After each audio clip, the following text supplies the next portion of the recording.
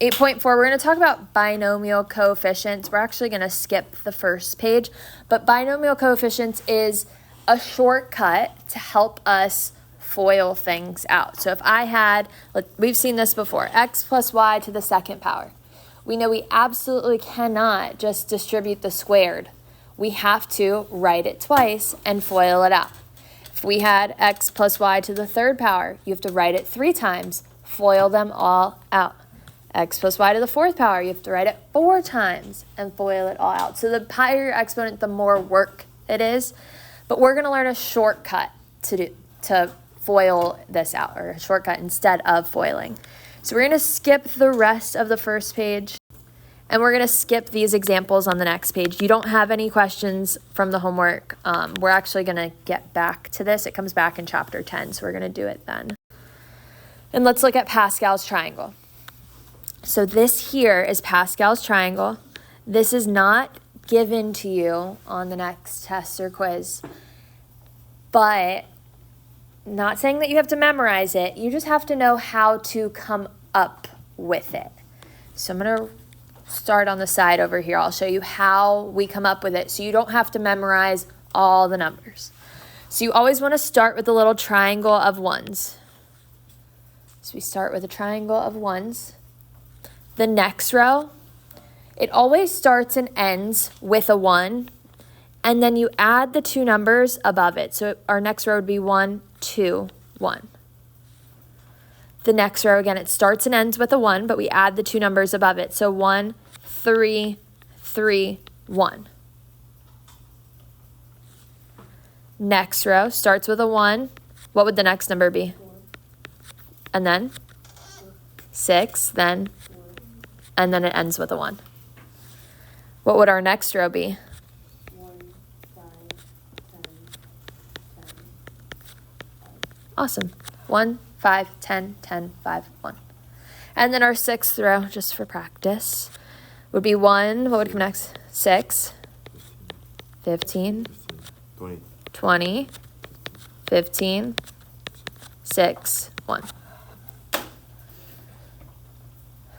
So it's not something that you have to memorize. You just have to know how to come up with it. So you're just adding the numbers above it.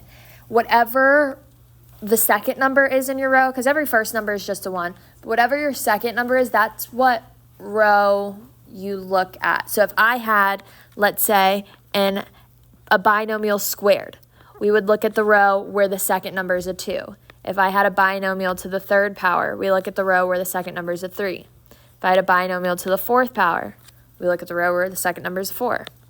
To the 5th power, we look at the row where the second number is a 5. 6th power, second number is a 6. So it's not actually the second row because this row is technically like row 0.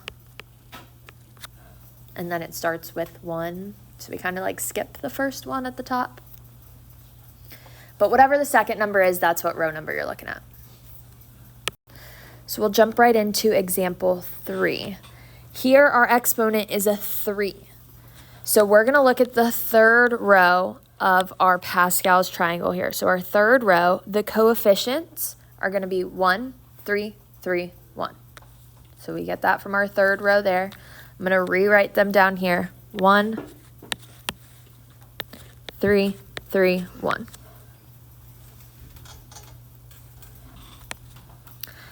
Next, we're going to move on to our first term. So our first term is an x. So in my next row, bless you, I'm going to have a row of x's. Now the first x is going to start with whatever your exponent is. So x to the third power. Then it's going to decrease from there. X to the second, x to the first, and then x to the power of 0.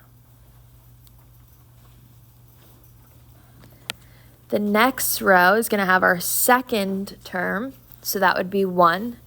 So we start with 1 to the power of 0. So it's going to be the opposite, and we're going to increase from here. So 1 to the power of 0, 1 to the power of 1, 1 to the power of 2, 1 to the power of 3.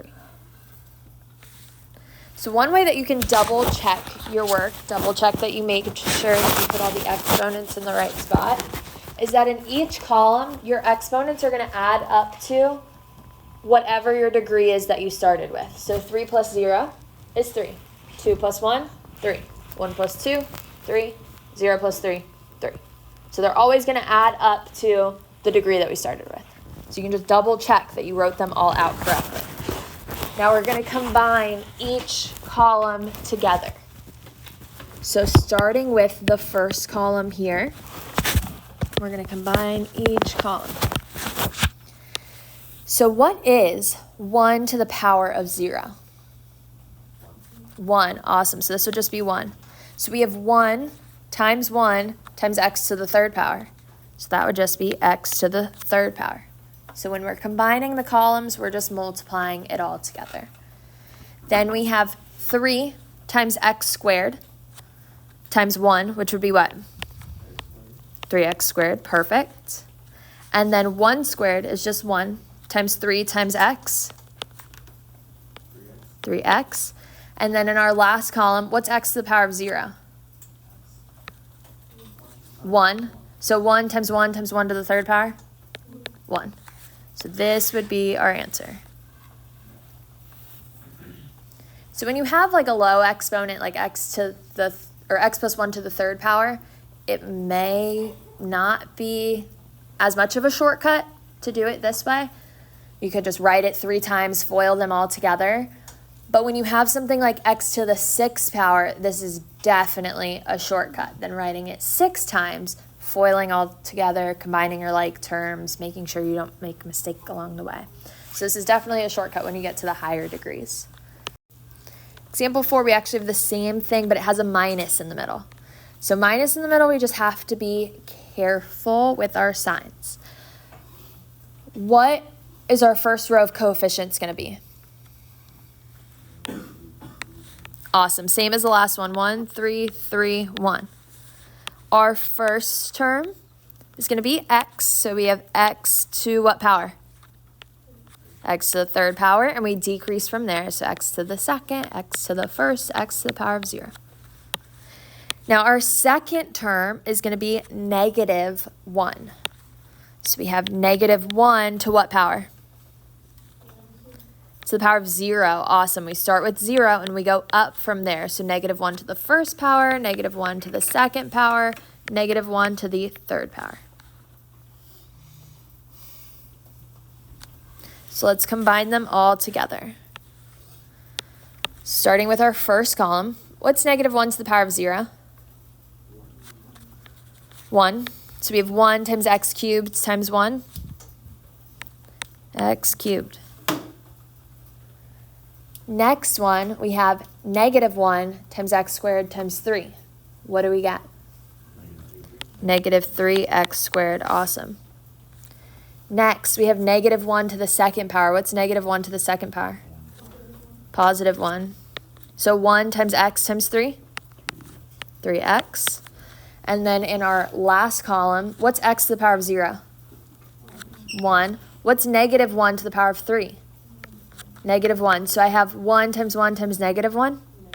Negative 1. So this would be our answer. Now, when you have a negative in the middle, your signs are going to alternate. So we start with a positive, then we go negative, positive, negative. So when you have a negative in the middle, your signs alternate. Now, that's not the case if you had like a negative x minus 2 to the fourth power, something like this, where they're both negative. If they're both negative, you just have to be extra careful with the signs.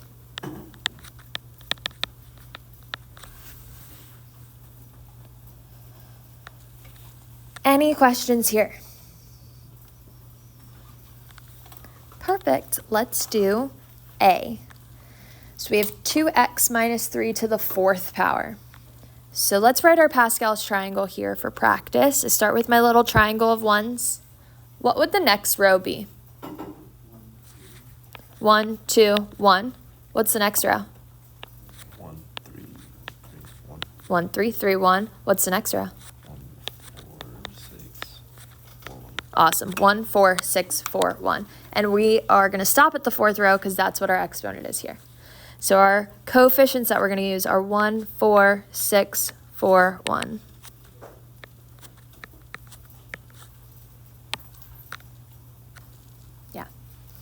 Now our first term here is 2x. So I'm going to start with 2x to what power? To the 4th power, then 2x to the 3rd power, 2x to the 2nd power, 2x to the 1st power, and then 2x to the power of 0. Then our next term is -3. So we start with -3 to what power? To the power of 0, perfect, and we go up from there. -3 to the power of 1, -3 to the power of 2, -3 to the power of 3, and -3 to the power of 4. So let's combine them all together now. So starting with our first column. What's -3 to the power of 0? 1. Perfect. And then when we have 2x to the 4th power, you have to be super careful here. Don't forget to do 2 to the 4th power and x to the 4th power. That is the most common mistake that people make with this. So we have to do 2 to the 4th power. What's 2 to the 4th power? 16, and x to the 4th power. So 16x to the 4th power. So we have 16x to the 4th power times 1 times 1. That would give us 16x to the 4th power.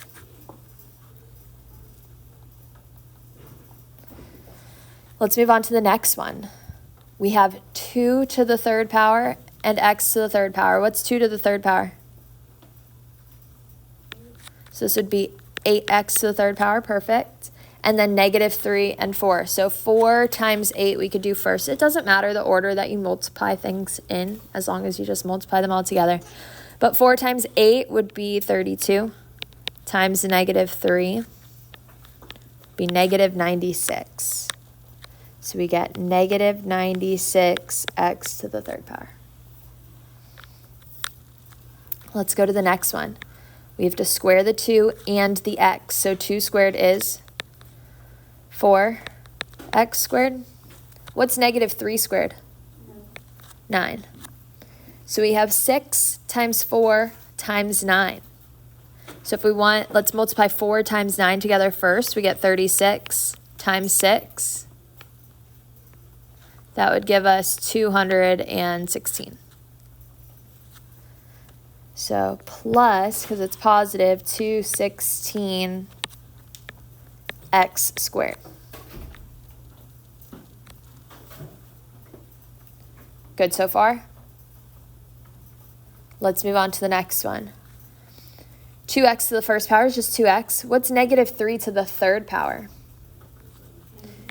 -27. So we have 4 times 2 times -27. We can do 27 times 4 times 2 would be 8. What's 8 times 7? 56. 8 times 2 is 16 plus 5 would be 21. So 216. Is it positive or negative? So -216x. And then our last column, what's 2x to the power of 0? That would just be 1. -3 to the power of 4. 81, positive 81. So we have 1 times 81, which is 81. So this would be our answer. And then just to double check our signs, since we started with a negative in the middle, we know that our signs are going to alternate. So it goes positive, negative, positive, negative, positive. So for B, we have 5 as our exponent. So our binomial to the 5th power. So we need the 5th row. What would our 5th row of Pascal's triangle be? We already wrote 1 through 4. What's the 5th one?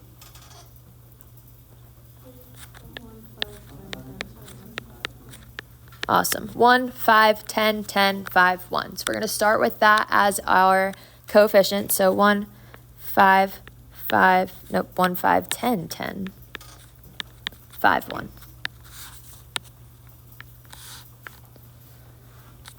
Our first term is x. So I start with x to what power? To the 5th, then x to the 4th, 3, 2, 1. We just decrease from there. And 0. Don't forget about the 0. And then our next term is going to be negative 2y. We start with negative 2y to what power? To the 0 power. Negative 2y to the first power, negative 2y to the second power, negative 2y to the third power, negative 2y to the fourth power, negative 2y to the fifth power. All right, let's combine them all together. What's negative 2y to the power of 0? 1. So we have 1 times x to the fifth power. What do we get? X to the fifth power. Then we have 5 times x to the fourth power times negative 2y. What do we get? Awesome. When you have two variables, just keep the x's first, and then the y's will just come next. Doesn't matter which one's bigger. Just always keep them in alphabetical order. So we'll keep the x's first and the y's. So we have negative 10x to the fourth times y. What would be next? Well, let's do negative 2y squared. So we have to square the negative 2 and the y. What do we get here? So 4y squared. So what's 10 times x cubed times 4y squared? 40x cubed y squared. Perfect. Let's do the next one. So we have to cube the negative 2 and the y. What's negative 2 to the third power? Negative 8y cubed. So 10 times x squared times negative 8y cubed.